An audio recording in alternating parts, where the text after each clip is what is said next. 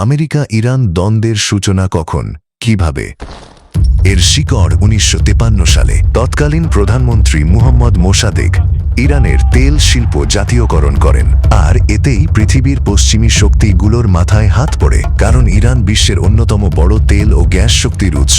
তেল মানে শুধু গাড়ির জ্বালানি নয়, তেল মানে ক্ষমতা, তেল মানে অর্থনীতি, তেল মানে পুরো পৃথিবীর কারখানা, যুদ্ধজাহাজ, বিমান, সবকিছুর শক্তির উৎস। আর সেই তেল যদি থাকে আপনার দেশের মাটির নিচে, কিন্তু লাভের বড় অংশ চলে যায় বিদেশি কোম্পানির হাতে, তখন প্রশ্ন উঠবেই। তাই ১৯৫৩ সালে এই জাতীয়করণ হয়েছিল।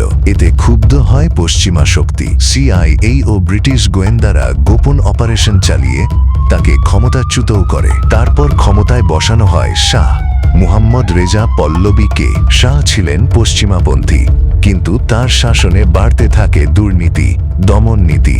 1979, Tehran erupts in revolution, a nation's cry for change. ১৯৭৯, তেহরানের রাস্তায় জমতে থাকে হাজারো মানুষের ঢল। একদিকে রাজকীয় প্রাসাদ, অন্যদিকে ক্ষুব্ধ জনতা। শাহের আধুনিকতা ছিল ঝকঝকে, কিন্তু মানুষের মনে জমছিল ক্ষোভ। নির্বাসন থেকে ফিরে এলেন একজন ধর্মীয় নেতা, আর কয়েক মাসের মধ্যেই একটি রাজতন্ত্র ভেঙে জন্ম নিল নতুন ইরান।